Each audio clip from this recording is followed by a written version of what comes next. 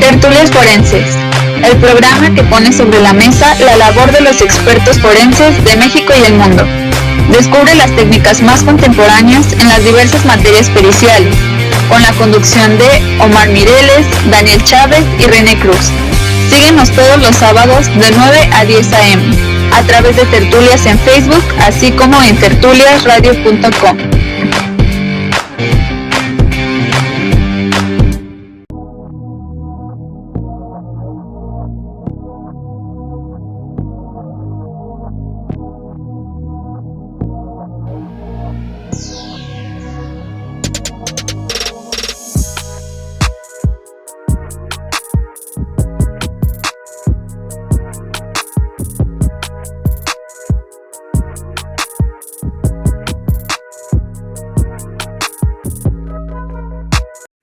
Muy buenas tardes, amigos, a todos los que nos están acompañando como todos los sábados. Este es su programa Tertulias Forenses.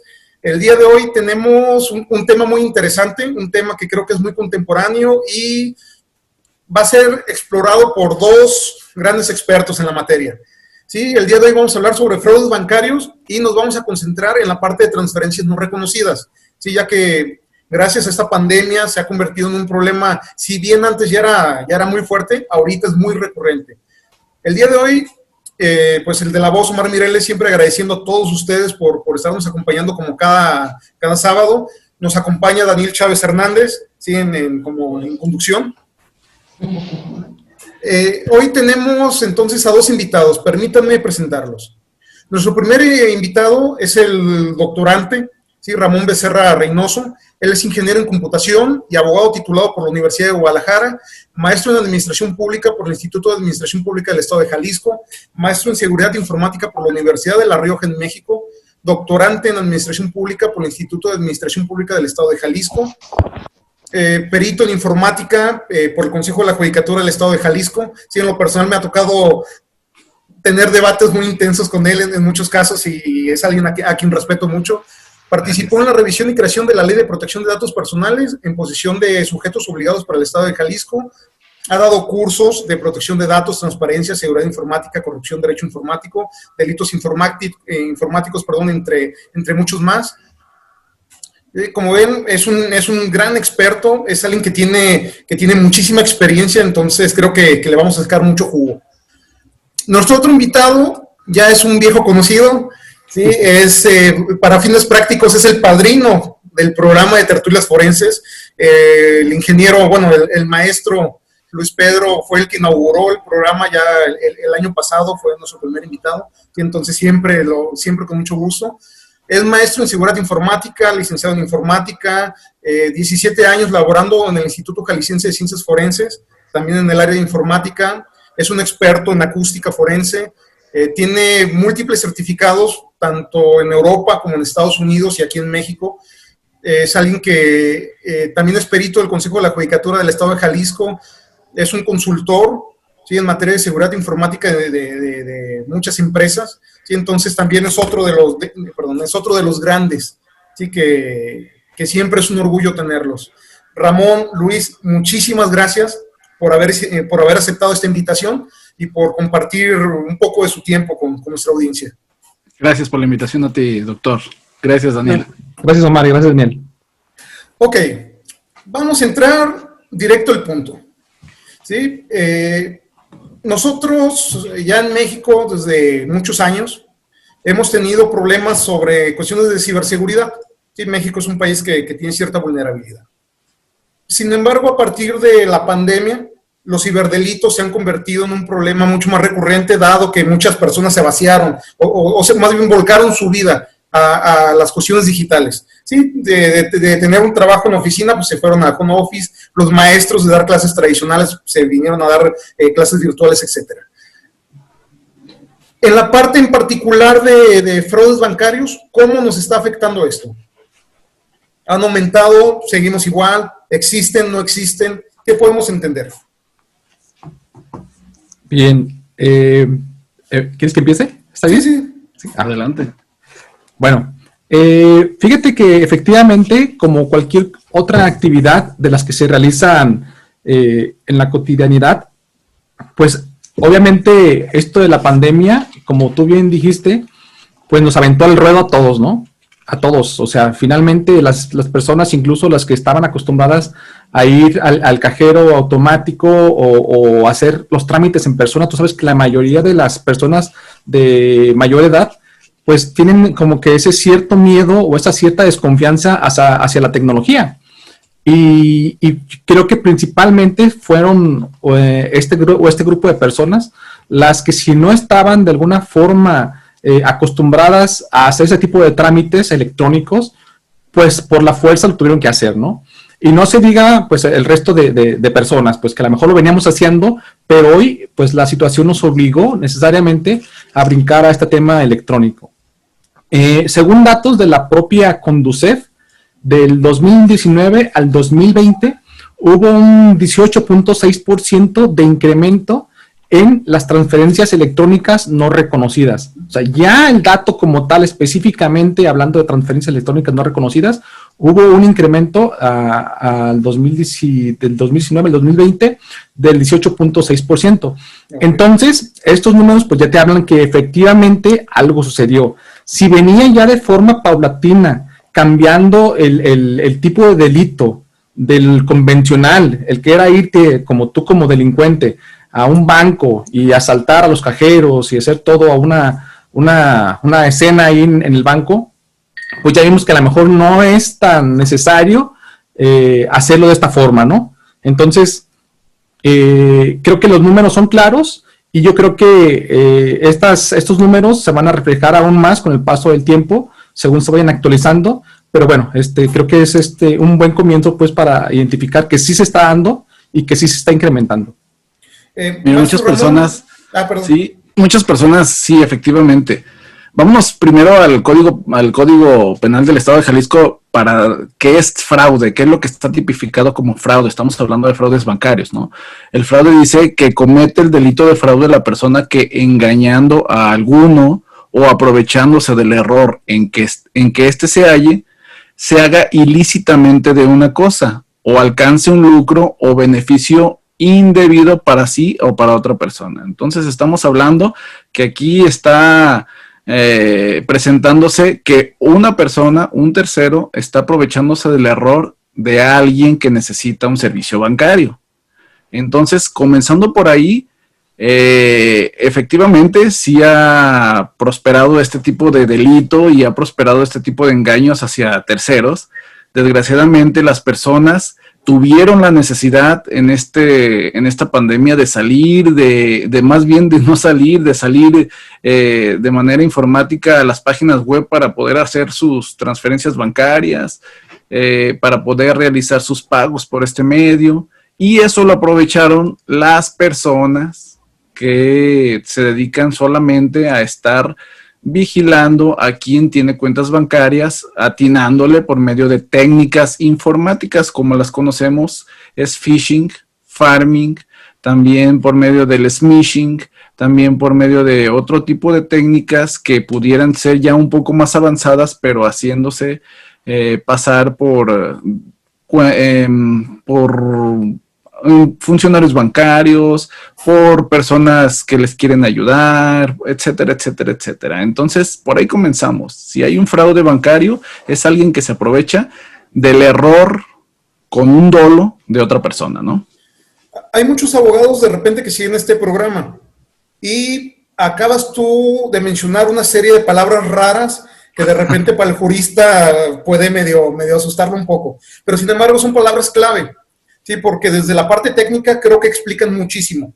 Podríamos ahondar un poquito en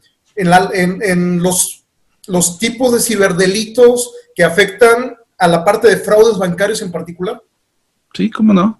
Luis Pedro. Sí, fíjate que, bueno, antes de a lo mejor de continuar con esta pregunta que nos hace el buen Omar, y tú referías algo también, Ramón, respecto de este error humano, que bueno, según la definición de la tipicidad del delito, del propio código, pues entregamos en un fraude, ¿verdad? A ese error en el que haces caer a las personas. Pero bueno, sí, yo entiendo esa parte, pero también entiendo otra parte, que es la propia delincuencia como tal. Porque la propia delincuencia no necesariamente a veces haces que caigas en un fraude, o sea, que no caigas dentro de ese ilícito, sino que tú, si tienes los medios, la oportunidad y la motivación para hacerlo, puedes atacar directamente a una institución financiera que vamos a ver que es también donde puede caer este tipo de fraudes. Puedes atacar la cuenta bancaria del cliente y es ahí donde ya no necesariamente se va a cometer como tal el fraude, pues que no hiciste caer necesariamente en error a la persona, sino que fue un ataque con un dolo y a lo mejor sí, dentro de todas las posibilidades de cuentavientes, pues te cayó la mala suerte, ¿no? Pero que a lo mejor pudiéramos verlo también desde esa óptica, ¿no? Que si bien sí hay algunos fraudes como tal, donde haces caer a la víctima a través de estas actitudes o estas acciones ilícitas, como bien comentaste, el phishing, el farming y todo, son una serie más de situaciones técnicas, pero también está esta otra vertiente que es qué pasa cuando la delincuencia organizada cibernética orienta sus herramientas, sus estrategias hacia las bases de datos de los bancos, ¿no? No, entonces, de hecho, esa iba a ser una pregunta obligada, ¿eh? En algún momento iba a preguntar eso. Realmente, cuando hablamos de fraudes bancarios, de transacciones no reconocidas, ¿siempre es culpa del banco? ¿Siempre es culpa del cliente? ¿Hay responsabilidad compartida? ¿Sí? ¿Cómo se maneja esa parte? Porque creo que a los abogados es la parte modular, es la parte que les interesa. ¿Sí? Y ustedes como expertos en la materia, pues, creo que trabajando desde la lógica del actor o del demandado, pues uno empieza a agarrar muchos elementos. ¿Perdón, Daniel? No, de hecho sí es interesante porque yo oyendo los conceptos, aquí hablamos ya de dos tipos diferentes. Estaban hablando de dos situaciones completamente diferentes, donde los cuentavientes caen en un fraude, porque esa es la palabra, es un fraude, pero no se estaba contemplando que el banco también se puede equivocar. Entonces aquí ¿Pero seguros? Es que es una pregunta. Así, bueno. Esa es una pregunta profunda. De repente muchas personas dicen, es que hackearon al banco. Y luego sigue la pregunta importante, así, ¿en verdad hackean al banco? Yo sé que parece... es 100% seguro, pero... A ver, da tu punto de vista, Ramón. Ambos hemos sido partes, o sea, hemos trabajado por parte del banco, hemos trabajado por parte del cliente y obviamente tenemos cada quien nuestras ópticas, ¿no? Pero empezamos con Ramón. Mira, para conceptualizar, pues, lo que tú dijiste, efectivamente, para conceptualizar, escuchamos conceptos muy técnicos como smishing, phishing, farming. El abogado no los puede determinar o no puede saber si efectivamente esa es la acción tipificada en el Código Penal. No, la acción tipificada o el tipo de delito es fraude, es robo, es intrusión a equipos computacionales, por ahí va, ¿no?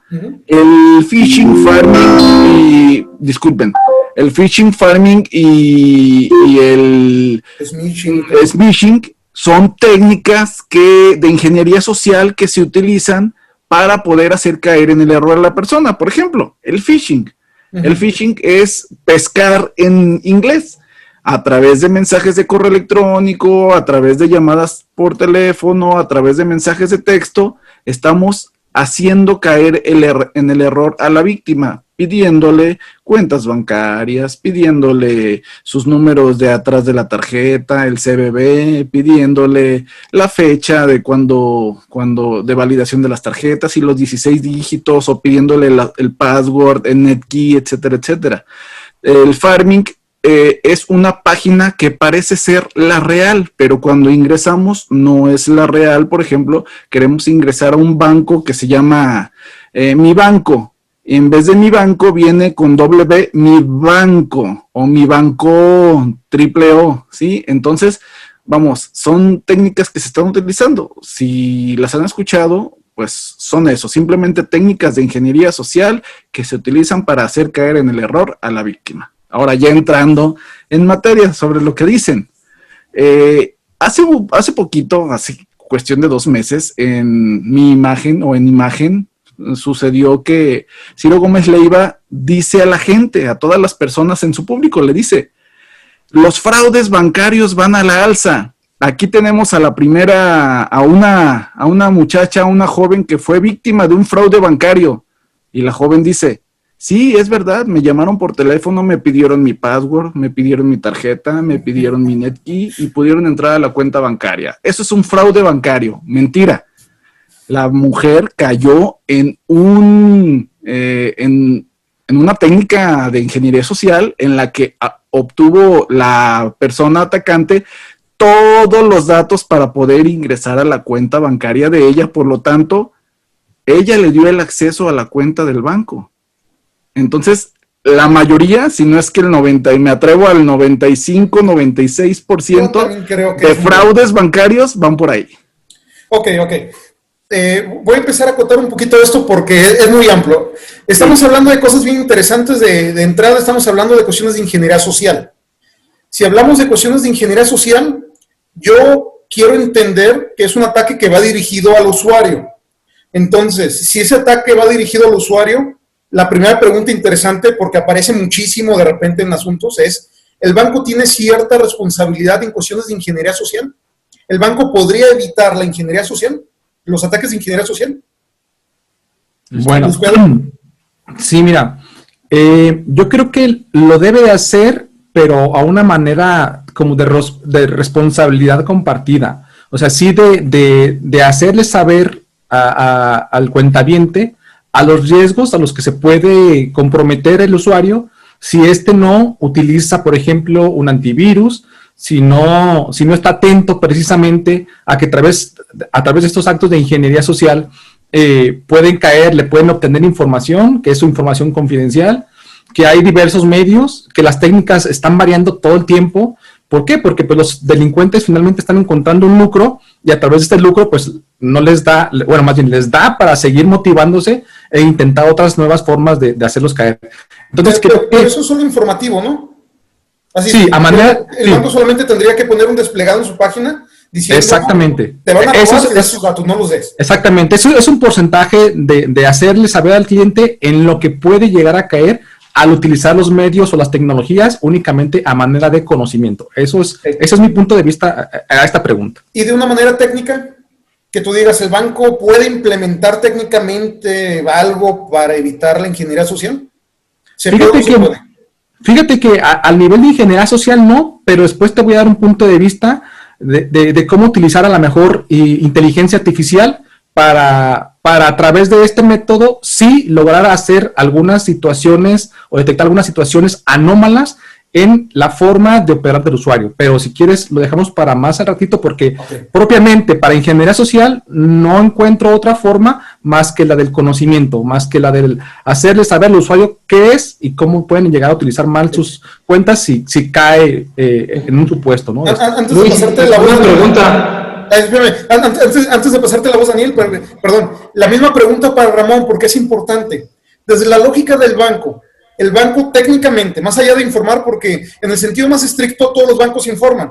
¿Sí? Si uno le busca en todos los bancos vas a encontrar consejos de seguridad. Pero de una manera más efectiva, el banco, la institución bancaria, ¿puede evitar los ataques de ingeniería social al usuario? Mira, no, definitivamente no. ¿Por qué no?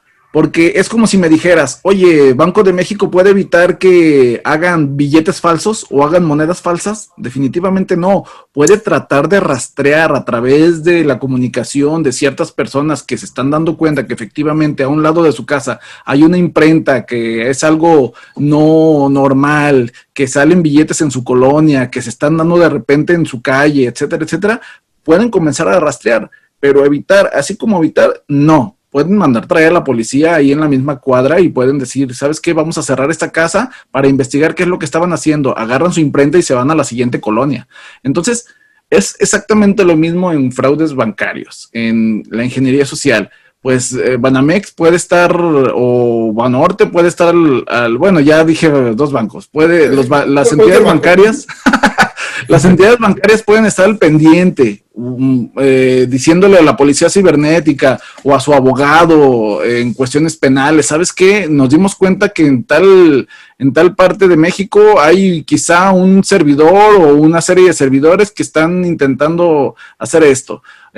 O fíjate que ahora se fueron al sur, o fíjate que ahora se fueron, ¿por qué? Porque la gente nos ha estado diciendo, nos ha estado pasando esto, o la tendencia viene siendo esta, que es ahí donde efectivamente entra la inteligencia artificial en ese aspecto de ingeniería social, solamente para lo de la ingeniería social, pero no lo pueden evitar, porque no está en sus manos, y además no son responsables de ello. Entonces, ¿tú estás de acuerdo con Luis Pedro de que habría responsabilidad compartida?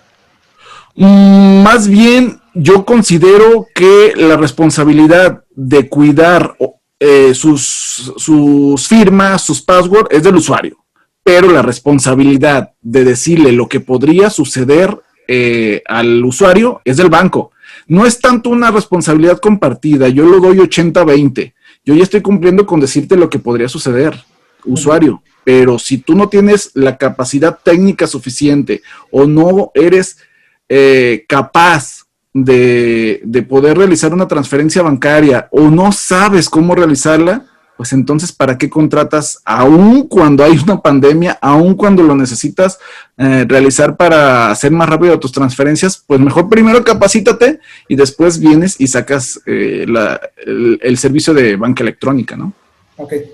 Pero aquí la pregunta sería, porque se me hacen muy interesantes los conceptos, yo como cuentaviente llego y abro una cuenta, el banco, ¿no crees que exista cierta responsabilidad en que debe decirme, usted tiene que tener los conocimientos básicos hasta para aprender una computadora, porque sabes que cualquiera puede abrir una cuenta, pero si no te explican del antivirus, si no te explican de las nuevas tecnologías, si no te explican, a ti nomás te interesa que el cliente deposite su dinero y que se enseñe como sea, ¿no crees que también como que por ahí hay algo de responsabilidad? ¿O son ideas mías? Por eso digo, quizá un 80-20, ¿no? Un 90-10, por el hecho de decirle a sus clientes, ok, usted va a manejar grandes cantidades de dinero, sean 100 pesos o sean 10 millones de pesos, son grandes cantidades, puesto que es acorde a lo que puede el cliente. Usted va a manejar ese dinero a través de internet. ¿Sabe cómo realizarlo? Yo creo que es la primera pregunta que se debería hacer. El cliente podría decirle, disculpen todos los que están viendo este video, pero el cliente podría decir, ¿y usted qué le interesa? Yo quiero sacar mi cuenta por banca electrónica. Entonces ahí el 80-90% de responsabilidad se va hacia el cliente. Luis, te vi con ganas de... No, es que es interesante, te digo, lo podemos ver desde muchas ópticas y es simplemente pues cuando tú compras un vehículo, ¿no? O incluso un arma. O sea, tú vas a la agencia, sacas un vehículo, ellos te lo prestan y suponen que manejas. Pero una cosa es que sepas a lo mejor meter reversa y primera y medio el clutch, y otra cosa es de que sepas hasta prender las direccionales, cambiar una rueda, lo que sea, ¿no? O sea, no es responsabilidad finalmente, totalmente, ni de la agencia, ni del banco. O sea, ellos finalmente lo que van a querer es un cliente más, ¿verdad? Entonces, la responsabilidad, la realidad es de que nosotros como clientes debemos de saber lo que estamos firmando, saber las letras chiquitas de los contratos, saber los riesgos a los que nos estamos enfrentando como cuentavientes. Y pues su granito de arena a lo mejor sí del banco, bueno, pues mira, vas a contratar una cuenta, están estos riesgos y bueno, tú te vas a tener a ellos si firmas con nosotros, ¿no? Finalmente. Sí, pero sí, como dice Ramón, sí, no, o sea, es 90, 80, 20, a lo mejor esa responsabilidad y que finalmente... Estamos cargando más al usuario. Sí, realmente sí, o sea, finalmente hasta pudiera ser 100-0, o sea, finalmente 99-1, o sea, finalmente el vendedor, ¿qué hace? El vendedor te vende y hazte bolas, o sea, así el producto o servicio que tú quieras, básicamente es eso, pues, así es, ¿verdad? Ok, entonces, ese nivel de responsabilidad lo estamos tomando, supongamos, en ataques tipo phishing, donde a través de ingeniería social le robaron los datos al cliente porque él se creyó que le estaban hablando del banco, aun cuando el banco en toda su publicidad dice, no te voy a pedir datos, ¿sí? Entonces la gente tal vez no lee eso, pero pues, sí existe esa sobreinformación.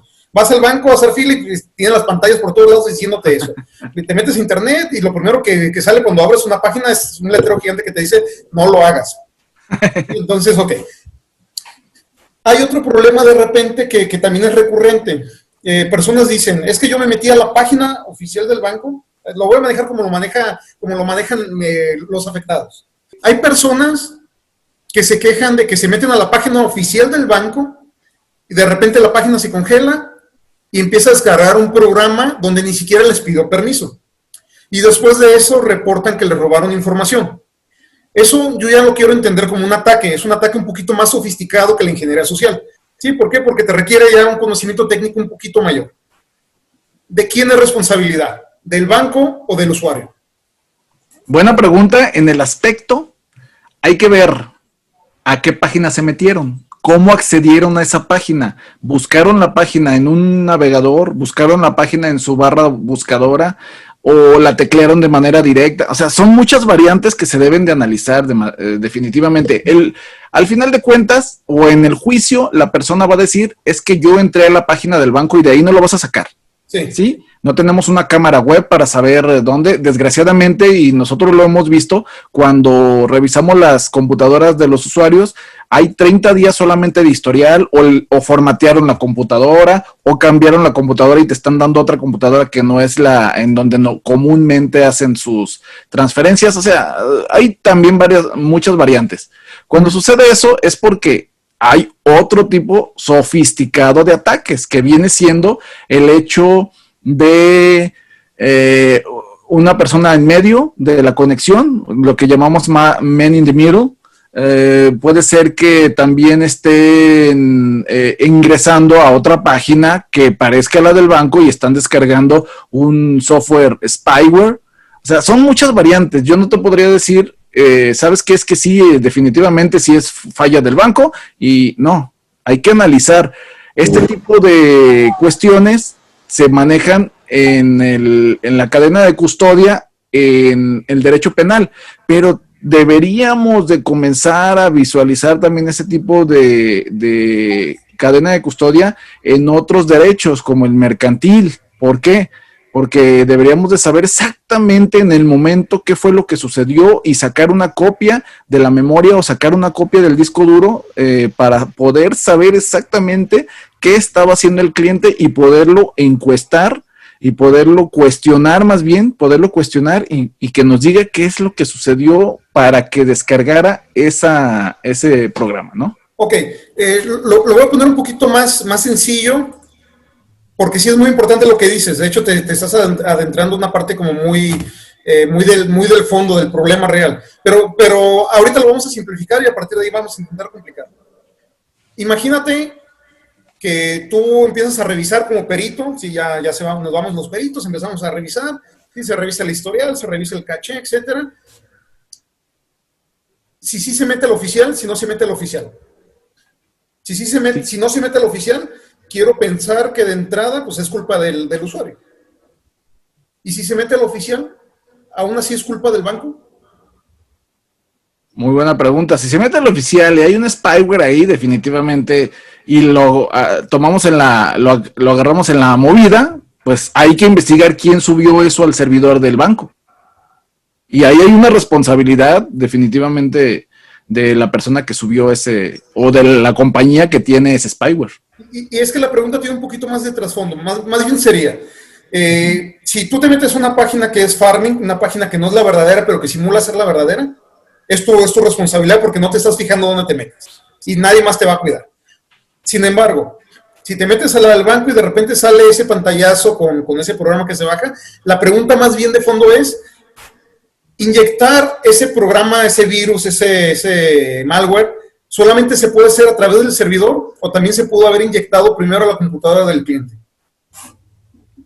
Luis Pedro. Pues mira, como tal, no me ha tocado una situación así como la comentas, pero no está descabellado, y te puedo comentar de una técnica que es el robo de sesión, por ejemplo.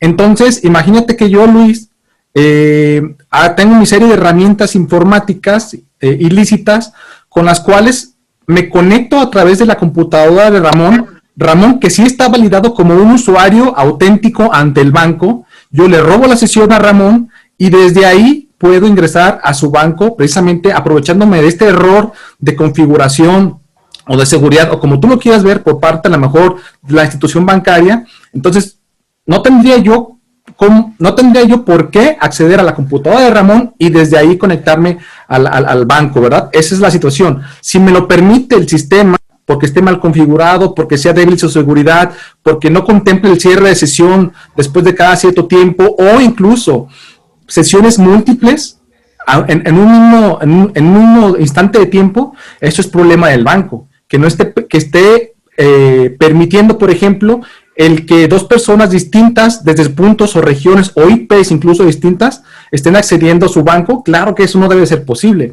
Entonces, lo que te puedo comentar, y a lo mejor adelantarme poquito, es de que me ha tocado, eso sí, revisar efectivamente bitácoras donde han sucedido esto que te estoy comentando, ¿no? Que en un determinado tiempo exacto, en un determinado momento del tiempo, dos personas distintas de dos puntos distintos están accediendo y haciendo alguna actividad a la cuenta de un cuentaviente. Entonces, ¿qué está pasando ahí, no?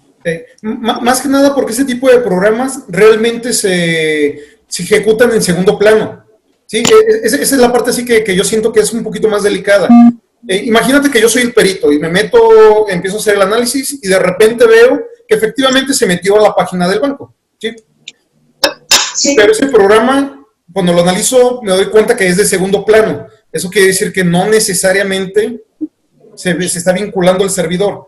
Siempre es responsabilidad bancaria, siempre, y no porque quiera defender el banco, así nada, pero sí creo que los bancos están satanizados, sí. Definitivamente, y creo que de repente los criterios que utilizan los jueces no es meramente el correcto, porque los jueces dicen algo bien sencillo. Ellos dicen, si tú me demuestras que tenías dinero y me demuestras que ya no tienes dinero y no reconoces habértelo, pues no reconoces la transacción, pues entonces el banco tiene que demostrar qué pasó con ese dinero, cómo se movió ese dinero. Si el banco demuestra que ese dinero se movió con tu firma electrónica, entonces es tu culpa. Si el banco no puede demostrar eso, entonces es culpa del banco. Y yo digo, realmente aquí no se está haciendo tanta informática forense. Aquí lo que es un juego de a ver quién puede demostrar y quién no puede demostrar. Y mira, se pierde la parte científica, que creo que hay muchísimo que nosotros podíamos sacar. Sí, claro. Mira, hay que recordar una tesis aislada que salió el 19 de octubre del 2018, en donde dice: la transferencia de fondos realizada vía portal de internet, cuando el cuentaviente niega haber dado autorización al banco para su realización y éste afirma haber recibido la instrucción relativa, corresponde al cuentaviente, o sea, al primero, demostrar que el sistema que opera las firmas electrónicas carece de fiabilidad, y no lo están aplicando los jueces ahora. Es una tesis aislada, no es una jurisprudencia, pero ya le están dando, es la última tesis que ha salido respecto a las transferencias de fondos. Entonces, vamos, ¿quién tiene que demostrar, según esta tesis aislada, que las firmas no son buenas, que no le funcionan, que el certificado no es el correcto? El cliente. Y no se le está dando el beneficio de la duda a esta tesis aislada como debería de hacerse. En eso sí tienes toda la razón. Fíjate, Ramón, pero entiendo obviamente esta tesis, pero qué raro está el asunto, porque le estás virtiendo toda ahora sí como la carga de la prueba al cliente, pero ¿quién tiene los mecanismos, las técnicas, el software, los procesos, los servidores, las bitácoras, el personal para registrar todas estas operaciones? O sea, tú como usuario común y corriente, como hablamos hace un momento, imagínate una persona de 70 años que apenas, o sea, que a veces necesitan un cacahuatito, o usaban un cacahuatito, estaban acostumbrados a usar el teléfono con apenas unas teclas grandes para poder hacer llamadas. Ahora que los estamos aventando al ruedo a usar tecnología con un teléfono inteligente, con una aplicación montada en el teléfono, imagínate pensar tú en él, ¿cómo diablos vas a hacerle para tener todas estas bitácoras, registros, llamadas, correos electrónicos? Entonces, la verdad es de que a lo mejor en la parte legal, en la parte que quien hace la norma, pues está bien, pero por otra parte, pues le estás aventando la carga a una persona que no necesariamente debe tener esos conocimientos para operar un sistema de este tipo que aparentemente tendrá que ser fácil, ¿no? Ni te preocupes por ellos, el problema es de nosotros. Sí, exacto. Nosotros, ¿cómo Exacto. le vamos a hacer eso? Así, porque sí entiendo lo que dice Pedro. Técnicamente, hablando técnicamente, con toda la frialdad del mundo, ¿es posible que hagamos eso? ¿En verdad? Son muy pocas las posibilidades, la verdad. O sea, a lo mejor que encuentres lo que comentamos ahorita. Ustedes saben cada cuándo se borran los registros, que bajo qué circunstancias se borran, que la información normalmente es volátil, sobre todo todas las bitácoras. Entonces, es muy poco probable que después, a lo mejor de 6 meses o un año, llegues a encontrar en un análisis forense, en un equipo de cómputo, en un teléfono celular o en un propio servidor de una institución, las bitácoras que te den todo ese caminito, toda esa trazabilidad de la operación. No, y vamos a ver más sencillo. ¿Los bancos nos darían la oportunidad de hacer eso? Ahí está el problema, ahí está uno de los grandes problemas. Ese es uno de los grandes problemas. Creo que lo que está sucediendo en este aspecto es que el banco sí está dando acceso, pero no el acceso que nosotros necesitamos como peritos para ver la trazabilidad, para hacer un volcado de información, para tener la base de datos y poderla analizar, altas, bajas, movimientos, etcétera, etcétera, etcétera. Pero el hecho de que el banco no te abra al 100% la base de datos, la memoria, el disco duro, etcétera, etcétera, no quiere decir que sea culpable de que una persona de 70 años no tenga el conocimiento suficiente, y volvimos a lo mismo. Y ya me tocó con una persona que tenía alrededor de 70 años y en la audiencia especial donde estábamos tratando de ver cómo hacía sus transferencias, que nos decía, mira, el usuario y la contraseña es esto, me vale, así dijo, me vale, ahí te va, tú lo puedes, a todos se los doy, así dijo, a todos les doy el usuario y la contraseña. ¿Sí? Con eso tuvo enfrente del secretario y del juez, pues para que tener algo en contra. Ese es el problema, y volvemos a lo mismo. El problema es la capa 8, el usuario. El usuario. Ok. La interfaz entre la computadora y la silla, ¿verdad? El eslabón más débil. Sí. Estamos viendo que hay momentos donde el usuario tiene responsabilidad y momentos donde el banco tiene responsabilidad. Hasta este momento, creo que todo se está cargando mucho hacia el usuario.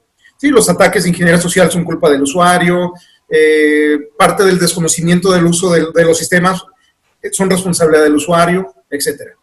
El banco, ¿en qué momentos reales podemos decir que el banco tiene responsabilidad? Yo creo que eso nos lo va a decir la inteligencia artificial. Es muy interesante lo que dijo Luis Pedro hace un momento, que dijo que lo diría más adelante, pero creo que ahí va a estar la clave. Si yo tengo una cuenta de banco, y así sucedió con una amiga, tengo una cuenta de banco que no hago ningún movimiento absolutamente para nada, o de repente un movimiento al mes, y llega un momento en el que me pidieron, me robaron, me quitaron mis accesos para poder ingresar al banco, y se hacen en mi cuenta movimientos inusuales en los que definitivamente no tengo algo que ver yo de manera directa, pero sí por mi firma electrónica o por mis factores de autenticación. El banco debe detectar de manera inmediata. A ver, tú pagas la nómina cada 15 días, el día 31 y el día 14 estás pagando y las cantidades son estas más o menos. Entonces, ahora se están haciendo en un solo día movimientos por 300,000, 400,000 y 500,000 pesos. En ese momento tengo que pararlo y tengo que decir no. Y sí te llamo. Pero en ese caso, ¿cómo la inteligencia artificial distinguiría eso al hecho de que una persona de repente medio malosa que vio este programa y que dentro de 15 o 20 días dice, la verdad yo utilizo muy poco mi cuenta, ¿sí? 3,000, 4,000 pesos de vez en cuando. Ya sé que me puedo poner loco y el día de hoy saco 400,000 pesos y me voy sobre el banco. Pero yo quiero llegar. Esta pregunta es importante porque de repente me ha tocado ver a peritos que hablan incluso mucho hasta de biométricos. Es que las medidas de seguridad son malas, tenemos que meter huellas, ojos, sangre. Eso ya está. Sí, pero el punto que yo siempre de repente les pregunto, ¿y un sistema automatizado, realmente cómo te va a beneficiar así? En ese en particular, casi no hago transacciones, pero de repente hago una transacción muy fuerte. Entonces, bueno, sí, el sistema debe de tener una alerta.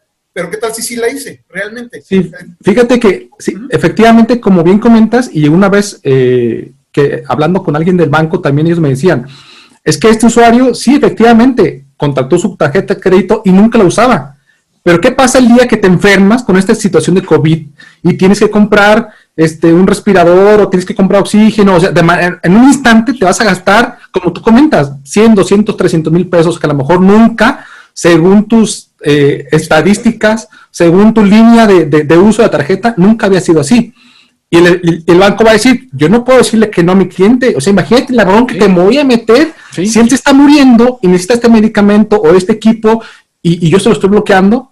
Pero efectivamente, lo que se puede hacer con inteligencia artificial es no solamente vigiles una variable, vigilas varias variables, valga la redundancia, ¿no? ¿Qué son estas variables, por ejemplo, y que hemos visto como constantes en los ataques o en este tipo de fraudes? Uno, primer elemento que sucede cuando hay un fraude bancario o una transferencia no reconocida, se cambia el correo de notificaciones del usuario. ¿Para qué? Porque el segundo paso es de que yo voy a dar de alta una cuenta de un beneficiario. Entonces, si tú detectas, uno, que se cambió el correo electrónico, dos, instantes después, se dieron de alta de cuentas de beneficiarios, de terceros, cuarto, se está generando una serie de transferencias de alto volumen o de volumen que sea, pero a lo mejor esta serie de elementos, o quinto, estoy detectando que si tú comúnmente te conectas desde Guadalajara y ahorita lo estás haciendo desde Tampico o desde Veracruz o lo que sea, entonces esta serie de elementos en suma sí prenden una alarma. O sea, si el primero ya el cambio de correo electrónico ya es una alarma, digamos, a bajo nivel. Segundo, ay caray, una alta de cuenta y le avisamos y el usuario no dijo nada. Y tercero, encontramos que es una IP distinta a la que normalmente hace transacciones. Y cuarto, encontramos que además está en Veracruz cuando él radica en Guadalajara. Ah, caray, entonces el banco ya sí tiene a lo mejor una serie de mecanismos para actuar y prevenir este posible delito, que es una constante. Ustedes lo han visto en todos los fraudes que se han cometido, la mayoría, que esto, no les miento, o díganme si les miento, es una constante en este tipo de asuntos, ¿no? Sí, y estamos hablando otra vez, volvemos a hablar otra vez de que son personas que tienen los accesos del cliente. Vamos, están haciendo pasar por el cliente, no están atacando de manera directa y vulnerando una base de datos, no están ingresando por atrás, por una puerta de atrás. Estamos hablando, ojo jueces, de que se están haciendo con la firma electrónica, se están haciendo con los factores de autenticación y se están haciendo pasar por la persona que realmente es el cliente. Entonces, seguimos entendiendo que es responsabilidad del cliente. Sí. Ok. Pero ¿qué pasa, por ejemplo, con las desconexiones? Porque de hecho Bancico tiene su portal donde dice cada cuánto se cae la página del banco y más, sin embargo sigue funcionando. ¿Hay cómo se explican, cómo se generaron? Lo que Bancico nos da es las desconexiones que hacen cada cierto tiempo los participantes para no estar realizando transferencias interbancarias. No es que se les haya caído la página, no es que esté sucediendo que alguien hackeó y tumbó el servidor. Está diciendo, tú te desconectaste a esta hora y tú te volviste a conectar a esta hora. Si hubo un ataque o algo, eso no lo toma en cuenta SPAY. Solamente dice, te desconectaste y te volviste a conectar. Los bancos, incluso en sus contratos, vienen muy bien especificados. Las transferencias interbancarias podrán hacerse de lunes a viernes o de lunes a domingos, de tal hora, de 6 de la tarde del día anterior a 6 de la tarde del 7 de la tarde del día anterior a 6 de la tarde del día siguiente. Por lo menos mi banco, eso es lo que me dice. Yo no puedo hacer transferencias de 6 a 7 porque en ese momento están haciendo un mantenimiento y no puedo conectarme SPAY, pero mi banco sigue funcionando. Ok, bueno, yo dudo un poquito de eso, pero bueno, no es mi debate, no es mi debate. La pregunta de Daniel creo Éntrale, Omar, que entra al debate. El banco se desconectó, por cualquier motivo, el motivo que quieras. Sí, el que pero en haya ese sido. momento de desconexión siguieron entrando transacciones. ¿Ahí de quién es la culpa? Es imposible porque no están conectados al SPAY. Yo las he visto, pero bueno, los Pedro. Bueno, es que hay una, en bases de datos, normalmente tú puedes hacer una serie de movimientos, los cuales se van y se quedan, digamos, en el limbo hasta que el banco... Sí, exactamente. Se quedan en esta cola hasta que el banco se pone en línea, bueno, entra a la transacción y hasta que no se completa toda la serie de instrucciones de manera satisfactoria, entonces sí entra la transacción. Entonces podríamos entender como transacciones correctas. Simplemente entraron a destiempo por cantidad de ¿cómo se dice? De peticiones. Pues exactamente. Pero entonces sí lo podremos entender como transacciones correctas. Sí, yo en ese sentido, ese es uno de mis teorías, por lo menos, y es algo pues informáticamente comprobable, ¿no? Mandas una serie de transacciones, si en el Inter la línea se cae, el satélite, el enlace, lo que quieras, la transacción no se va a completar hasta que todas las operaciones que estaban en fila y la tuya propiamente con todas las instrucciones que van dentro de esa misma instrucción, se llegan a su final satisfactoriamente. Pues. Entonces, ustedes dos como expertos dicen que tal vez no es tanto problema, que posiblemente sean legal. Entonces no es posible vulnerar el código, la encriptación. A ver, aguas ahí. Cada participante desarrolla su aplicativo para poder conectarse a SPAY. SPAY no se los da, SPAY no se las desarrolla, SPAY no se las regalan ni se los vende, nada. SPAY solamente se encarga, el Banco de México se encarga de administrar el sistema de pagos electrónicos interbancarios, pero el aplicativo que se conecte a SPAY, aunque Banco de México se lo revisa que esté de manera correcta, eso lo desarrolla cada banco. Entonces podremos entender que cada banco tiene un sistema de seguridad diferente. O sea, no todos están en un top. Puede haber un protocolo. Imaginemos un banco muy pequeño, muy inicial, tal vez su sistema no sea tan bueno como un banco que lleve 20 años, 30 años, 50 años y que esté muy consolidado. ¿Sí hay una serie de requisitos que nos pide la circular 14/2017 y esos requisitos se deben de cumplir si no eres participante. No solamente hay bancos electrónicos, no hay bancos conectados al sistema de pagos electrónicos interbancarios, también hay casas de bolsa, también hay aseguradoras, hay muchas instituciones, ¿no? que se conectan como participantes. Por lo tanto, cada institución, cada casa de bolsa tiene su aplicativo, tiene su propio desarrollo y tiene que cumplir una serie de cuestiones de protocolos normativos para poder ser participante. Y eso nos lo dice el artículo 56 de la circular 14/2017. Pregunta obligada. ¿Personal del banco puede hacer transferencias no reconocidas sin la firma electrónica? ¿Existe al menos un personal en alguna de la línea jerárquica del banco que tenga la capacidad? Ya sea alguien de sistema, ya sea un gerente, no sé, ignoro cuál sea la estructura interna, pero existe al menos una persona que tenga las atribuciones para poder hacer transacciones sin la validación de la firma electrónica del cliente. Fíjate, bueno, a lo mejor yo quiero verlo así y es lo que me ha dado de alguna forma la experiencia en algunos de los casos que me ha tocado. Te he comentado varias situaciones. Entre ellas, por ejemplo, que para un cliente, para un cuentaviente, se han detectado de manera simultánea el acceso desde regiones distintas, incluso no del país, sino de otros países, a la misma cuenta de manera simultánea. ¿Qué te habla de eso? De una falta de seguridad por parte de la institución bancaria, como efectivamente decía Ramón, si bien existen protocolos, estándares a los que tienen que apegar los bancos, pues no necesariamente todos se apegan y a lo mejor son las mejores prácticas o a lo mejor tienen personas dentro de la institución que tengan ciertos privilegios para que se pueda hacer esto. Pero yo te puedo decir que en bitácoras me ha tocado verificar. Este primer punto que te comento es de que de manera simultánea, desde distintas regiones, desde distintas direcciones IP, se hace el acceso. Entonces dijeras, bueno, a lo mejor la IP no es tan fiable porque nosotros sabemos como informáticos que las IPs las podemos alterar y simular que estamos en Rumania cuando estamos aquí en Tepito, ¿no? Pero te iba a decir. Sí, pero ¿qué pasa? O sea, quitando ese supuesto, ¿qué pasa para que 2 o 3 personas estén entrando de manera simultánea a una cuenta a hacer estas transacciones? En las bitácoras también se ha visto que no necesariamente se registran inicios de sesión a la cuenta del cuentaviente.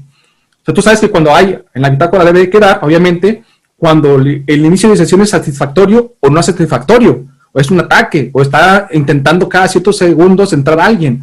Entonces, ¿pero qué pasa cuando no hay un inicio de sesión y sí hay un movimiento a la cuenta?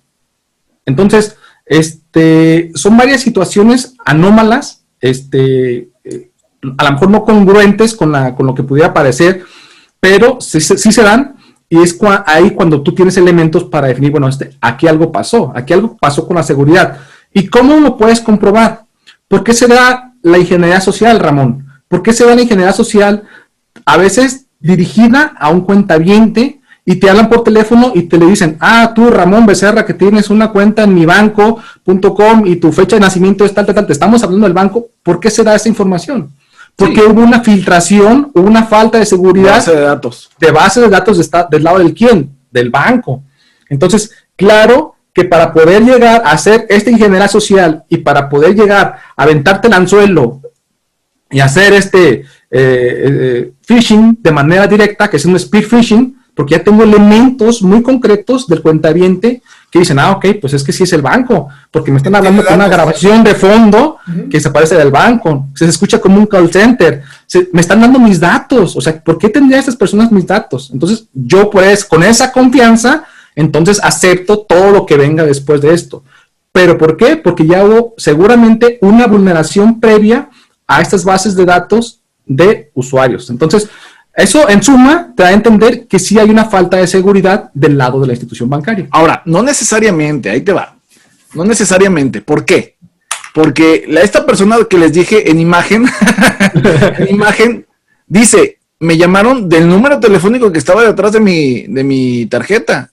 También yo he manejado servidores de voz por internet. Sabemos que podemos cambiar eso y podemos hacer que ellos piensen que están hablando de... No necesariamente el banco tiene la culpa.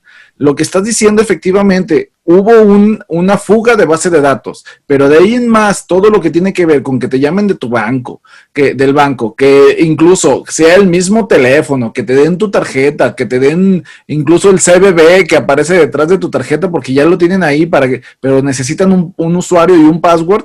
Bueno, eso ya es cuestión de ingeniería social. Lo demás se puede armar perfectamente. Hubo un peritaje por ahí o varios peritajes que me han llegado, no tienen nada que ver con fraude bancario, pero por ejemplo dicen, es verdad que se puede enviar un correo electrónico desde sin tú tener acceso a la cuenta de correo electrónico y puedes enviárselo a determinada persona. Sí, ahí se los comprobé. Puedes enviarlo a nombre del presidente de la República y no pasa absolutamente nada. Ellos están viendo que supuestamente el presidente de la República les está enviando un mensaje en ese momento y se puede hacer, pero no quiere decir que el banco o la institución tenga la culpa. No quiere decir que Gobernación tenga la culpa de que tú estés haciendo ese tipo de trabajo de ingeniería social. Ok. Muchas cosas. Me están preguntando, hay dos preguntas que creo que son muy interesantes. Me imagino, no viene el nombre, pero me imagino por la lógica que son abogados. Un abogado me está preguntando, ¿se puede clonar el token? ¿Se puede clonar el token? Sí, más que nada, en la lógica de que de repente hay muchas personas, muchos usuarios que dicen, yo ni siquiera en la vida he abierto banca electrónica de entrada.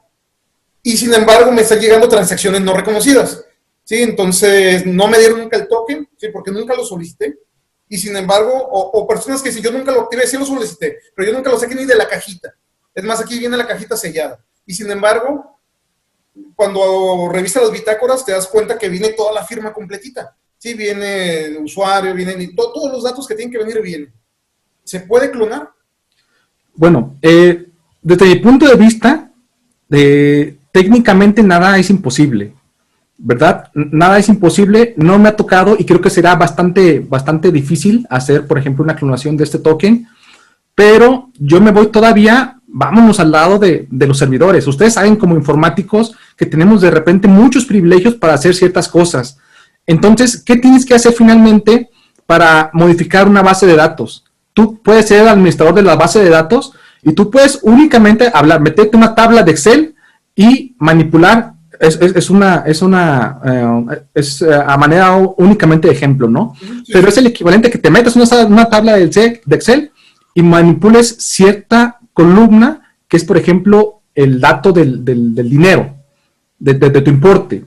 Entonces, finalmente, como técnicos, como especialistas en informática, sabes que a veces no necesariamente necesitas tener la clave del usuario para manipular una celda.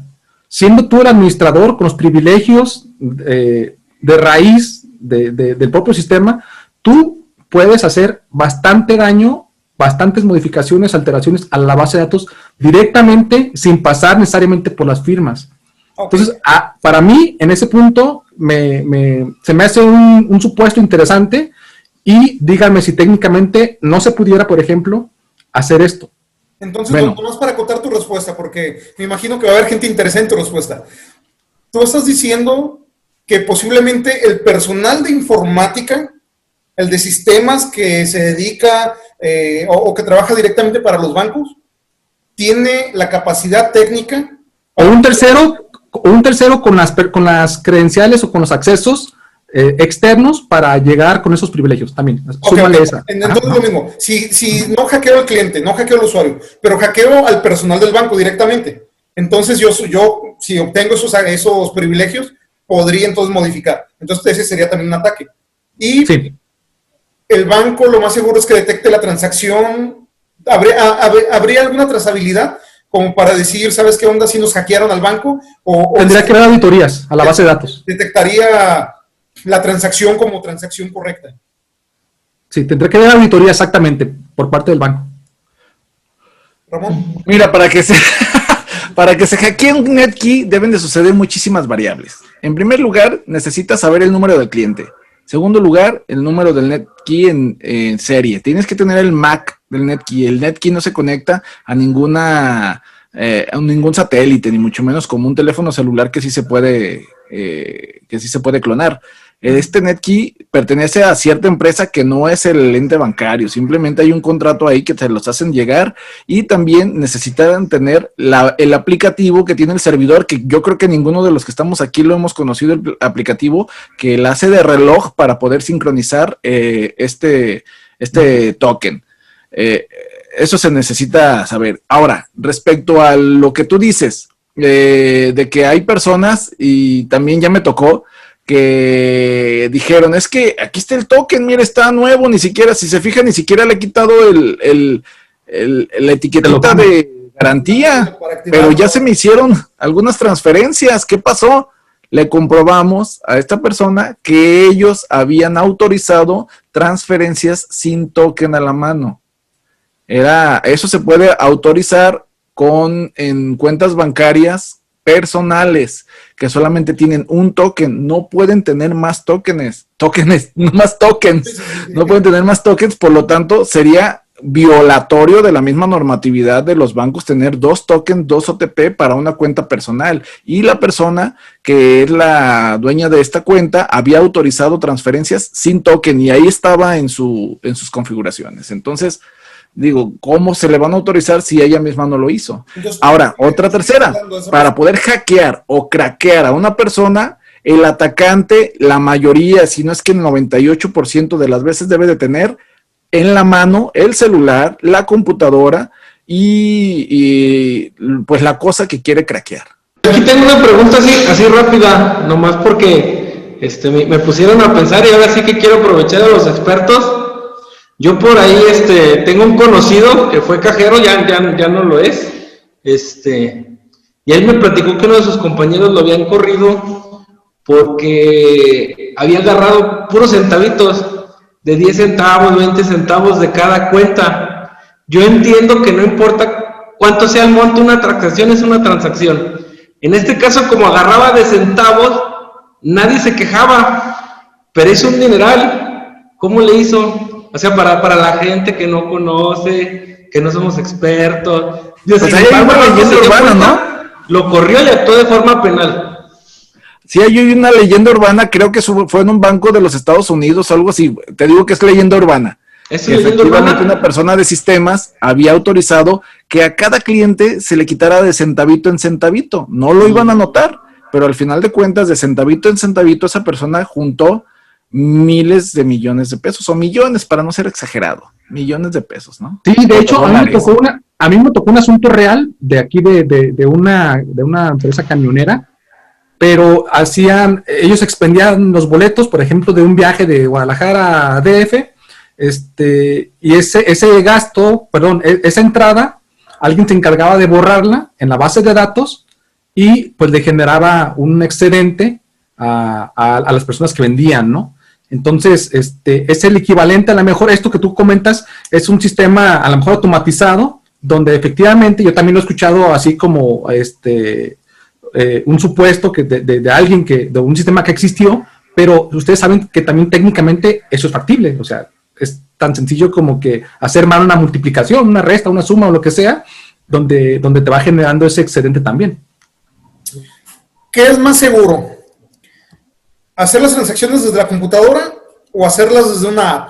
Desde la lógica de que en la computadora pues tú tienes un token, que es un dispositivo físico, y en la computadora y en el celular tienes un token que realmente no es un token, es una clave, ¿sí? Porque nunca va a cambiar. ¿Sí? El token del celular no cambia, es el mismo número, y siempre es una y otra vez el mismo número, ¿sí? Y la física pues sí cambia. Sin embargo, desde la lógica de la ciberseguridad, ¿qué conviene más a los usuarios? El celular, por todas las medidas que se pueden implementar directamente en el celular, o la computadora, sabiendo que la mayor parte de los usuarios ni siquiera le meten antivirus. Muy buena pregunta. Al final de cuentas, técnicamente, y te voy a hablar de lo técnico, se utiliza el mismo protocolo, TCP/IP, utilizamos el 443 para la conexión al banco. Bueno, para las personas que están escuchando, son puertos que se utilizan de seguridad para poder hacer una conexión. A través de una aplicación en el celular o a través de la computadora, siempre vemos el puerto 443, que es cuando utilizamos el HTTPS, que de lo que siempre hablamos los de seguridad informática, ¿sí? Si vemos eso, en la computadora también lo estaremos viendo, entrecomillado, en una aplicación. Aquí tiene un plus, definitivamente, doctor. ¿Cuál es? Que tú utilizas tu huella para desbloquear tus aplicaciones, las que tú elijas. Si tú eliges desbloquear una aplicación con tu huella, con la aplicación de banco electrónico, pues le estás dando un plus, ¿no? Sí, aumentas las medidas. Aumentas un poco tu seguridad, pero al final de cuentas los protocolos son exactamente los mismos que estamos utilizando.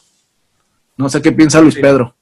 Bueno, yo de mi parte sí coincido contigo, porque por ejemplo en el teléfono le aumentaríamos, por decirlo así, un doble factor de autenticación. Si tú tienes tu teléfono con contraseña o con patrón, es un acceso, ¿no? Es un filtro. Segundo filtro, a la aplicación como tal, tienes otra contraseña o la huella o el iris o facial, ¿no? Entonces tenías dos factores de seguridad que normalmente en un equipo de cómputo no los tenemos. Pero por otra parte, ¿cuántas personas, por ejemplo, tienen un antivirus en un teléfono? Normalmente es más común adquirir un antivirus para una computadora, y eso a lo mejor en cierta forma también es un pequeño filtro, no suficiente, pero es un pequeño filtro.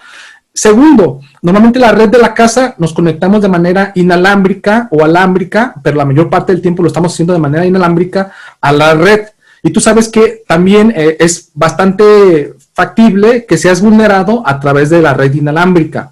Por otra parte, con el teléfono, si utilizamos los datos, pues también limitaríamos de alguna forma esa posibilidad, porque únicamente pasamos a través de la compañía que nos provee el servicio de telefonía. No así si lo hacemos con el inalámbrico, pues, pero bueno, creo que pros y contras, yo me iría aún así poquito más por el teléfono, en ese sentido. Ok. Otra duda de repente que tienen mucho los abogados, las veces que me ha tocado platicar con ellos, es acerca del protocolo HTTPS. ¿Sí? Una siempre, la pregunta es ¿qué es? ¿Sí? Yo sé que ahorita ustedes nos van a decir, la siguiente pregunta sería, ¿en verdad es seguro? ¿Sí? ¿En verdad garantiza que en este caso la institución bancaria que en su banca en línea implemente ese protocolo no puede ser hackeada? Fíjate que no significa necesariamente eso, ¿eh? O sea, nosotros como informáticos, a la mayoría de las personas les hacemos saber que efectivamente el HTTPS y específicamente la S es de Secure, y precisamente que el protocolo o toda la información que viaje a través de esto tenga un certificado, que este certificado normalmente se implementa en las partes que van a comunicarse. ¿Para qué? Para que toda la comunicación que vaya a través de este túnel que se creó vaya cifrada. Pero ¿qué pasa si yo, ciberdelincuente, contrato un dominio que se llame mibanco.com, que se parezca a lo mejor a mibanco.com con S o con N o con lo que sea, y además contrato un certificado de seguridad? Y mi banco se va a parecer bastante al banco auténtico de X compañía. O sea, Sí, mismos logotipos. verde. Exactamente. Entonces, eso lo único que te va a decir es de que toda la comunicación que hagas la vas a hacer de manera auténtica, cifrada, segura, pero con un delincuente. ¿Sale? Como quien dice, te van a robar tus datos seguro. Sí, exacto. Es eso, precisamente. ¿Qué implica este certificado? Que es íntegra la información, que quiere decir que lo que tú tecleaste en tu computadora efectivamente se recibió en el servidor, que está encriptado, que quiere decir que nadie va a ingresar en ese tubito que se crea, yo le pongo así como un tubito, nadie va a ingresar en ese momento a ese tubito y la autenticación es correcta. Pero no quiere decir que si tú regalaste tus datos, si tú diste tu usuario, tu contraseña y tu token, pues no ingrese una persona a robarte de manera segura, ¿sí? Ese certificado no te va a decir, no, es que tú no eres la persona que debe de ingresar, no. Ese certificado simplemente, la información que está traspasando en ese momento es segura, nadie se la va a robar, pero si te la quitaron antes por teléfono o por un mensaje de texto, pues ya la regalaste. ¿Los sistemas de banca en línea tienen puertas traseras? Para los usuarios, fallas en el sistema de tal manera que algún hacker, algún cracker pueda aprovechar para robar información, para vulnerar. Ahí yo creo que ya sería cuestión, por ejemplo, de analizar el desarrollo de cada uno de los aplicativos, por ejemplo, o de los sistemas de los bancos, para buscar precisamente estas puertas traseras. Estas puertas traseras normalmente las utilizan, tú sabes, pues los programadores, para de repente cuando hay algún fallo o alguna necesidad del administrador, te puedas conectar y hacer cierto tipo de movimientos con algunos privilegios, ¿no? Entonces, no lo veo imposible, aunque estos softwares se deben de auditar, o sea, minuciosamente para evitar este tipo de situaciones, pero finalmente ustedes saben que hay el error humano y hay errores que son de manera dolosa. Entonces, está la espinita por ahí, es una posibilidad, no es imposible hacer algo así. Sí, definitivamente considero que hasta ahorita yo no he escuchado que haya habido alguna puerta trasera en alguna de estas aplicaciones. Tienen que tener un equipo que esté auditando constantemente estas aplicaciones para poderlas mantener seguras.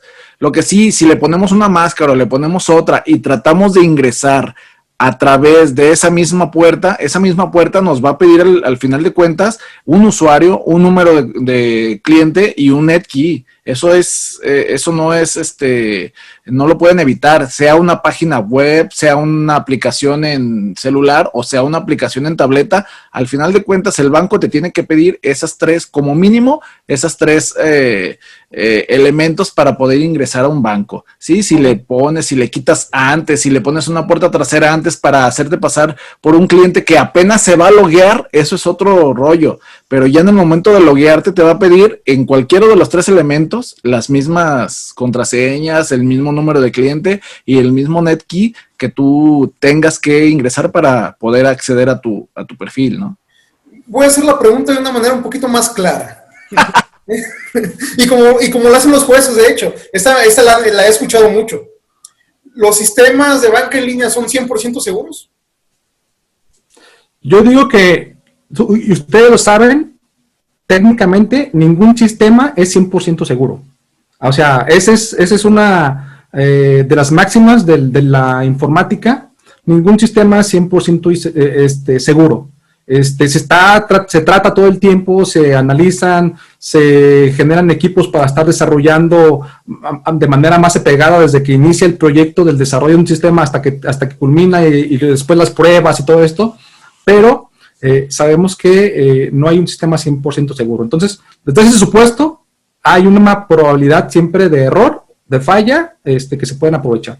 Pero mucho ojo, el hecho de que no sea 100% seguro y que haya vulnerabilidades, no quiere decir que la vulnerabilidad la hayan utilizado para ingresar puede haber una vulnerabilidad de fecha, puede ser una vulnerabilidad de apuntar a otra base de datos, puede ver 10, 15, 20, 100 vulnerabilidades, pero no quiere decir que se hayan utilizado. Es por eso nuestro trabajo tan importante. Nosotros debemos de verificar que efectivamente haya sido una vulnerabilidad utilizada, no necesariamente que haya existido. Para eso existen los equipos de desarrollo, para inmediatamente al día siguiente o 2 horas después ya está la vulnerabilidad curada. Sí, no quiere decir que se haya utilizado y que por esa vulnerabilidad se haya registrado un robo bancario. No, es verdad.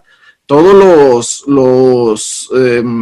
los sistemas, las aplicaciones son modulables, son versionables, o sea, versión tras versión, y pueden ser mejorables, pueden tener vulnerabilidades, pero no quiere decir que la vulnerabilidad se esté utilizando exclusivamente para hacer todas las transferencias de las cuales se duele el cliente, ¿no? Sí, además tú sabes pues que estos sistemas a veces fallan o los detectan investigadores y debe de haber una serie de circunstancias para que se puedan aprovechar, efectivamente. O sea, debe de estar abierto el puerto 443 junto con una versión del navegador que sea la 5.6.01, junto con una versión o sea, toda una circunstancia alrededor que en suma podrían llegar a vulnerarse, ¿no? Pero también estamos en el supuesto que estamos hablando de dinero y de que una sola vulnerabilidad que detectes en un tipo de estos sistemas, pues claro que van a ser explotadas a la brevedad y por la mayor parte de gente en cuanto sepan que existe, ¿verdad? Entonces eso es lo que lo hace delicado, particularmente cuando hablamos de temas bancarios. Yo tenía una pregunta para ustedes dos, aprovechando que me dieron el uso de la voz. Ahorita que estábamos hablando de las vulnerabilidades y eso, ¿por qué si yo me meto y googleo hackeo a Bancomer, me va a salir una lista con fechas de tipo y dice hackeo a Santander y me sale otra lista? Eso no es una evidencia de que realmente las instituciones las han vulnerado, no una vez, sino varias veces, muchísimas veces. De hecho, yo me imagino que ustedes como peritos cuando hacen sus dictámenes lo fortalecen con parte de esa evidencia porque está sustentada en datos. Y normalmente a veces son de periódicos, sin importar el banco. Casi no hay ningún banco que no haya sido vulnerado. ¿Cuál sería su opinión al respecto? Mira, tú lo acabas de decir de manera perfecta. Son periódicos, son reporteros que no son personas que tengan o hayan vivido de manera directa o hayan estado en ese momento para saber cómo haya sucedido las cosas. Sí, se encontraron la noticia, fue como la noticia que yo les digo en la televisión. Ciro Gómez Leiva decía, fue un hackeo bancario, pero la muchacha en su video dice, pues es que me pidieron mi usuario, mi contraseña, mi token, y pues todo parecía que era real y yo les di todo. Efectivamente, los medios de comunicación no es que sean tendenciosos, están informando y ese es su derecho, y eso lo defiende el artículo 6 y 6 y 7 constitucional. Tienen el derecho a dar información, pero eso no quiere decir que se hayan adentrado tanto para que técnicamente o como una revista científica den los datos técnicos de cómo sucedieron, dónde sucedieron, qué variables, el banco, qué vulnerabilidades fueron utilizadas, qué técnica se utilizó. O sea, son muchísimas cosas que se utilizaron que se dicen. En el 2018, por ahí por abril, dijeron, SPEI fue hackeado. SPEI, ¿cuándo fue hackeado? No fue hackeado. ¿Qué sucedió en ese momento? Se utilizaron las llamadas desarrollos que les dije hace un momento que tiene cada banco para hacerle creer a SPEI legítimamente que provenía de unas cuentas legítimas, y SPEI autorizó de manera correcta esas transacciones, pero esas cuentas del emisor no existían. Es por eso que ningún cliente se vio afectado en las cuentas bancarias. No se vieron afectados ese día las personas por esa salida de 300 millones de pesos, después dijeron 400 millones de pesos. Se vieron afectados los bancos. ¿Por qué? Porque SPEI lo autorizó, porque fue algo legítimo, pero no, el emisor no fue una cuenta de banco real. Entonces, digo, son muchas cosas que se deben de analizar para dar la información correcta. Te digo, como noticia, como algo para llamar la atención, está muy bien, pero para tomarlo en serio, en un peritaje, para decirle técnicamente al juez, oye, aquí viene en tal periódico, aquí viene en tal revista que sucedió esto, no debe de ser tomado de esa forma porque no son estudios técnicos. No, nomás como para acotar esa parte antes de pasar la voz a Luis. Entonces, ¿tú estás en la postura de que los bancos no son hackeables? Nomás para entender, para acotar. Yo estoy en la postura en que es muy difícil que el banco, no quiero decir que no suceda, me han llegado casos en donde sí me ponen mucho a dudar, bastante, pero son de 100 casos, vámosle poniendo 2 o un caso, donde sí me pone a dudar, pero de ahí en más, el 90, y entonces en este caso el 98% de casos es error del usuario. Ok. Luis. Sí, no, respecto a esto de las noticias, fíjate que justamente en una de las últimas audiencias que tuve, uno de los peritos, junto con su dictamen, él anexó 10 noticias de supuestos fraudes y hackeos a un banco, ¿no? Y yo cuando me doy la tarea de revisar la noticia como tal, pues es tal cual una noticia de repente amarillista, de que tantas personas acudieron al banco porque les habían clonado las tarjetas. Entonces, finalmente al analizar las noticias, de las 9, una era algo semejante a lo que él estaba esperando justificar, ¿no? Pero el resto eran noticias o falsas o muy ambiguas, y como dice Ramón, pues finalmente tienes que darles un seguimiento para ver en qué terminaron las noticias. O sea, ellos no saben finalmente si hubo una sentencia a favor, en contra del banco, de la persona o lo que sea, o técnicamente si es posible lo que la propia noticia te dice. El ejemplo que puso Ramón es muy contundente. Hackearon cuando la persona dio toda su información, ¿verdad? Entonces, hay que entender técnicamente qué es lo que pasó. Hay que tener los elementos para, de manera científica, poder establecer si sucedió el hecho tal cual como lo dice la persona o como lo dice el banco, ¿no? Pero es algo que se tiene que analizar. Me están haciendo otra pregunta al WhatsApp. Me están preguntando que cuáles son los elementos que se tienen que verificar para saber si en un juicio fue una transacción reconocida o no reconocida. ¿Empieza Ramón? Sí, adelante Luis. Bueno, los elementos que se deben de considerar siempre, obviamente es el token, es un elemento indispensable. Como prueba se tienen que aportar por parte del banco todas las bitácoras, y ojo, estas bitácoras se sugiere, o lo ideal, o la única forma que se pueden trabajar de manera real, es de que estas bitácoras sean de manera digital y que vayan incluidas con su huella hash, para que nosotros podamos verificar en una audiencia posterior que efectivamente se extrajeron de manera íntegra del servidor, que siguen siendo las mismas que se nos pusieron a la vista. Se tiene que hacer el análisis de estas bitácoras, se tienen que analizar también de preferencia ambas partes, o sea, la parte de los servidores del lado del banco y la parte del usuario, el dispositivo o el lugar desde donde se conectaba para hacer las transferencias. Y prácticamente esos serán los elementos básicos que yo estaría considerando para hacer un peritaje de esta índole. ¿Qué es el valor hash? Nomás para que quede claro para los que no lo saben. Bueno, el valor hash se le denomina así, es un algoritmo matemático criptográfico, y lo vamos a ver como a lo mejor de manera más coloquial. Yo puedo tomar cualquier elemento digital, un archivo digital de audio, video o todo el contenido de un disco duro, pasarlo a través de una calculadora, que es este algoritmo matemático que tiene por dentro todas unas operaciones que se van a realizar sobre esta cantidad variable de información, y van a dar como resultado una cadena de longitud fija, es decir, 16 caracteres, 32 caracteres o X número de caracteres, según el tipo de huella que obtengamos, y nos van a determinar la identidad y que de manera unívoca este archivo le corresponde esta huella. Y con eso yo voy a poder ser capaz de verificar en cualquier momento la integridad, desde que se obtuvo el primer archivo hasta en cualquier parte del proceso. Entonces eso nos da un sentido de seguridad de que este archivo no fue editado, manipulado o movido en un solo bit el contenido de su información. Dígase imagen, audio, video, archivo de Excel o todo el contenido de un servidor o un equipo de cómputo. En pocas palabras, ahí te va, doctor.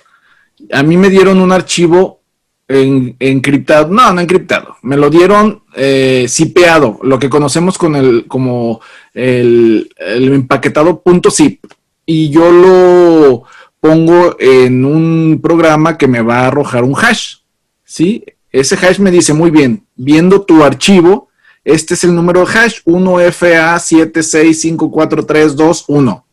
Si yo antes de entregar, o a mí me entregaron ese archivo y yo lo manipulo para que el juez vea que todo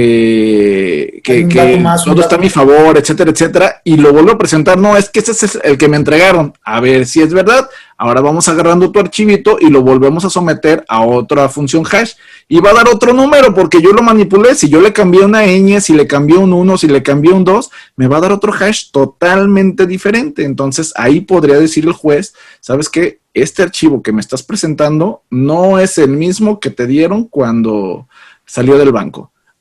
Para eso precisamente sirve el valor hash. Ok.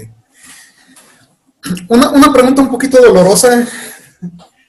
No suelo ser una persona muy delicada, me disculpo con los que no me conocen. Los que me conocen pues ya saben que así soy.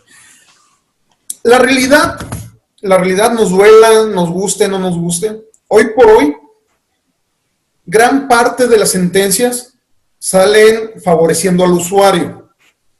Con todo lo que hemos estado escuchando en este momento, o lo que se ha dicho, es que de entrada, normalmente el usuario es el que es el culpable. Sin embargo, las sentencias muchas veces los favorece. Yo entiendo que eso tiene que ver con criterios de los jueces y nosotros no somos jueces, entonces les toca a ellos. Sin embargo, desde la lógica de los peritos, que eso sí nos corresponde a nosotros, ¿qué está pasando? Muy, muy interesante la pregunta, doctor Mireles. Fíjate que lo que está sucediendo es que para comenzar, en el escrito inicial de demanda, yo siempre pido el escrito inicial de demanda para comenzar a analizar. Ese es un elemento que se debe de analizar. El cliente no dice todo. Más bien, el actor no dice todo. Simplemente dice, me robaron. Me di cuenta y ya no tenía ese dinero.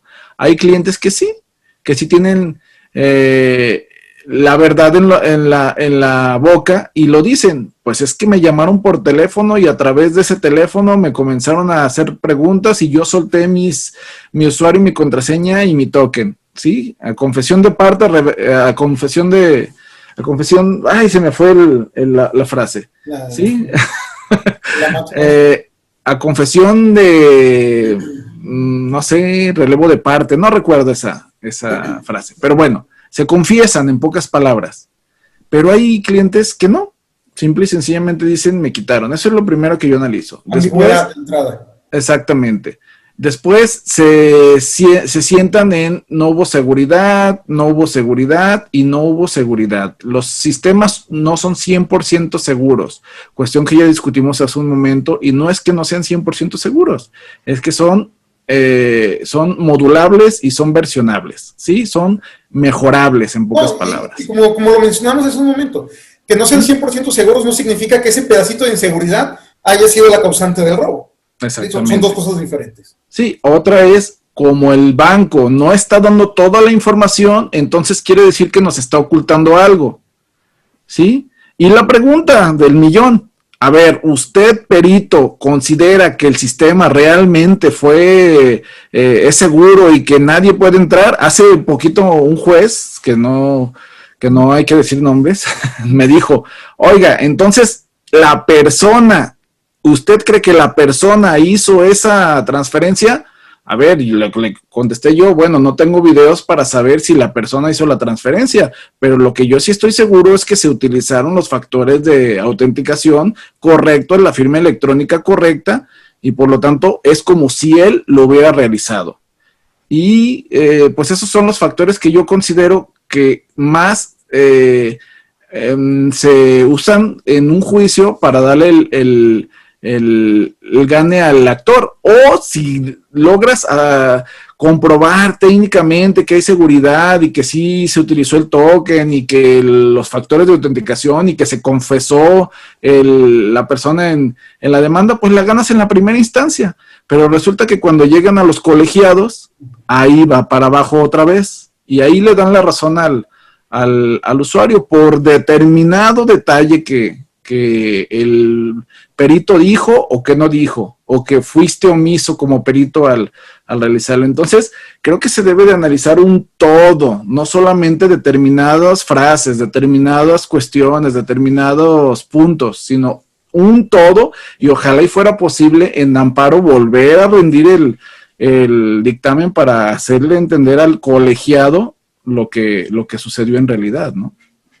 Luis. Fíjate que a mí me toca finalmente, o sea, se tiene uno que pegar finalmente a lo técnico, ¿no? A lo científico, a lo que puedes comprobar.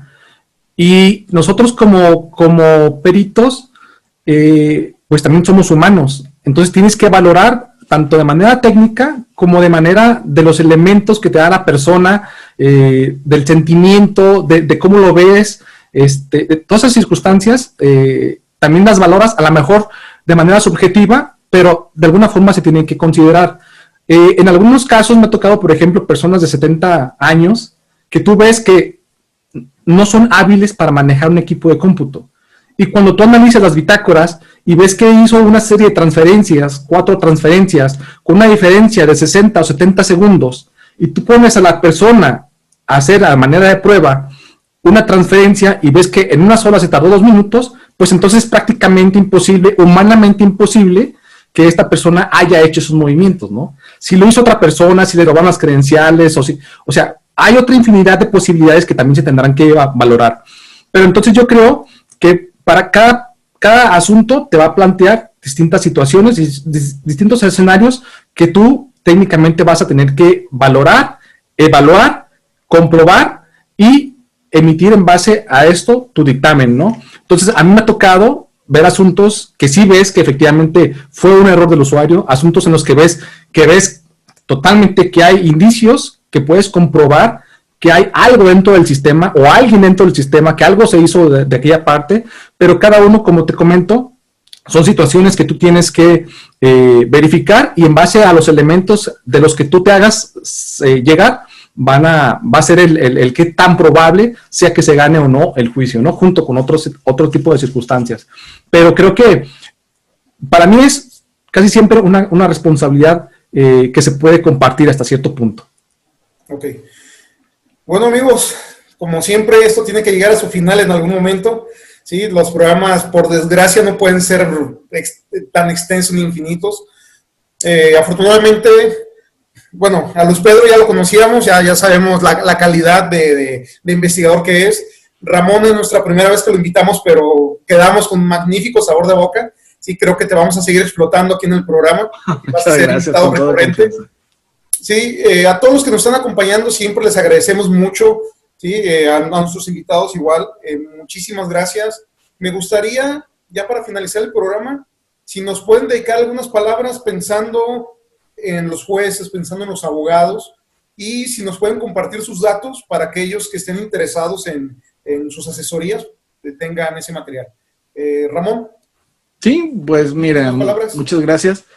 También, como dijiste, soy abogado también y por eso trato de analizarlo desde los dos puntos de vista. Me quito la cachucha de ingeniero y luego me pongo la de abogado. Pero al final de cuentas, como ingeniero, como técnico, como perito, les puedo decir que hay que analizar de manera correcta para poder llegar a una investigación metodológica y técnicamente que nos aporte. El juez debe de fijarse en los detalles que nosotros les estamos aportando, como seguridad, como si se fecha, hora, IP, por qué, para qué, estudiar absolutamente todos esos detalles, porque a veces pasan desapercibidos, aun cuando nosotros le damos la importancia debida y decimos nosotros como peritos, creo que técnicamente por aquí es por donde pudo haber sucedido esto, y al final de cuentas el juez no lo toma en cuenta y lo deja de lado. Al abogado, pues tratar de decirle a su cliente que le diga toda la verdad. ¿Para qué? Para así estar seguros también nosotros como peritos, en el momento que nos contraten, ¿sabes qué? Sucedió esto, sucedió aquello, o por lo menos de lo que me estás contando, ahí te va un 15% según mi conocimiento lo que pudo haber sabido. Lo otro lo vamos a saber después, pero también como peritos tener la capacidad de decirles en ese momento si el peritaje va a salir a favor o va a salir en contra, y nosotros como peritos tener la valentía de decirles, ¿sabes qué? Es que este peritaje podría ir en contra tuya, y ya tú sabes si te arriesgas, si lo pones o te pones a negociar con la entidad bancaria, ¿no? Por mi parte, pues a los usuarios que están viéndonos en esta grabación, tengan muchísimo cuidado con lo que decimos siempre como expertos en seguridad informática. Tengan mucho cuidado con sus datos. Ustedes son los dueños, los titulares de esos datos personales, y solamente ustedes los deben de poseer.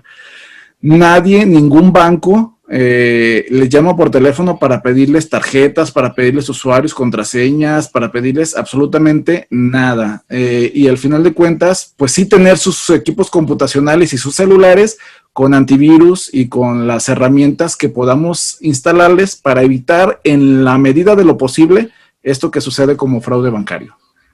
¿Dónde te pueden encontrar en caso de que necesiten tu asesoría? Sí, me pueden encontrar en el teléfono 3314 48 90 15, lo voy a repetir, 3314 48 90 15, y sí le voy a pedir al doctor Mireles que ponga aquí abajo el correo electrónico, que es ingcomrbr@gmail.com, para que lo puedan leer y lo puedan anotar en el momento de que se pase este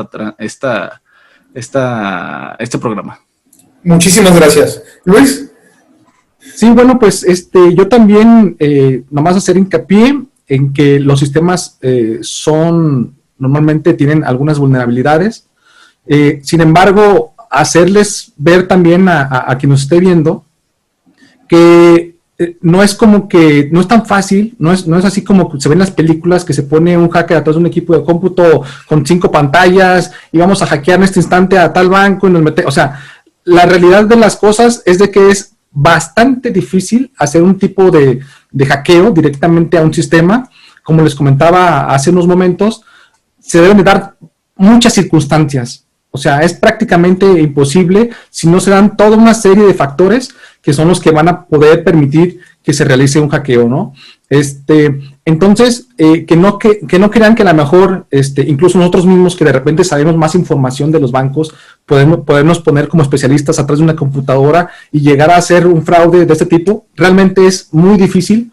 Lo que yo sí veo un poquito más probable es esa falta de seguridad, pero de manera de la parte interna de los bancos, ¿no? Yo me he dado cuenta a través de algunos asuntos que sí ha sido factible vulnerarnos, pero no de manera externa, sino a lo mejor hasta a veces complementaria, ¿no? Alguien de adentro con alguien de afuera, y sería a lo mejor el modus operandi que me ha tocado de alguna forma verificarlo. Entonces, no sucede de manera aislada, es bastante difícil, como les comentaba, y bueno, que se sientan, que entablen una comunicación con el perito de la manera de lo posible, a veces después o antes de esto, cuando se sientan con ciertas dudas, para que le hagan saber qué formas, qué pudo haber pasado, se instruya un poquito más. Este tipo de eventos como el que está realizando el doctor Omar, pues es muy interesante para dar a conocer los pros y los contras, las maneras de pensar de cada uno de los peritos. Qué bueno que lo realizas. Y pues mis datos son, el teléfono es el 3311-540562, de nuevo, 3311-540562, y mi página de Facebook es raptor.mx, en vez de A se le pone un 4, es R4, P de Pedro, T de Tito o de Oscar, R.mx, es una página segura, pueden dejar ahí sus datos, HTTPS, por cierto, y mi correo es lgarcia@raptor.mx para cualquier situación. Y pues muchas gracias por la invitación, muchas gracias Omar, Daniel y Ramón, es un gusto estar en estos eventos, y quedamos disponibles para cualquier otro evento del tipo, ¿no? Sí, fíjate que se me pasó también redes sociales, @RamónBecerraMX en Twitter y en Facebook, RamónBecerraMX, me pueden encontrar. También mi página web queda a su disposición, ramonbecerra.com. Perfecto. Daniel. Sí, no, pues yo la verdad feliz, me tocó estar en la posición del público. Creo la verdad que este da para unos 2, 3 programas más, porque cuando ya uno lo analiza, yo sí creo que hay robo de información, también creo que no todo cae en el perito, ahorita se manejó mucho en el perito, estamos hablando en el nuevo sistema de justicia, que ya no es nuevo sistema, perdón, pero sí hay un rol entre abogado y perito donde tienen que participar los dos, o sea, el perito no gana ni pierde casos, creo que hay una complicidad por ahí, pero la verdad muy contento y creo que sí, este programa va a dar mucho de qué hablar, nos da materia para más, y pues feliz, la verdad feliz porque nos pudieron acompañar. Gracias. Bueno, una vez más agradeciendo la compañía de Luis, la compañía de Ramón, ¿sí? Creo que tuvo, o se dijo lo que esperábamos. A todos los que nos están viendo, a todos los que nos siguen sábado tras sábado, recuerden que este año esperamos traer nuevos formatos, ¿sí? Estamos estrenando esta vez una mesa de debates entre 2 expertos, entonces pues síganos en tertulias, ¿sí? Nos vemos todos los sábados a las 9 horas a través de redes sociales, a través de Facebook nos pueden encontrar como Tertulias o en la página web radiotertulias.com. Muchísimas gracias a todos. Nos vemos. Hasta luego, gracias. Gracias.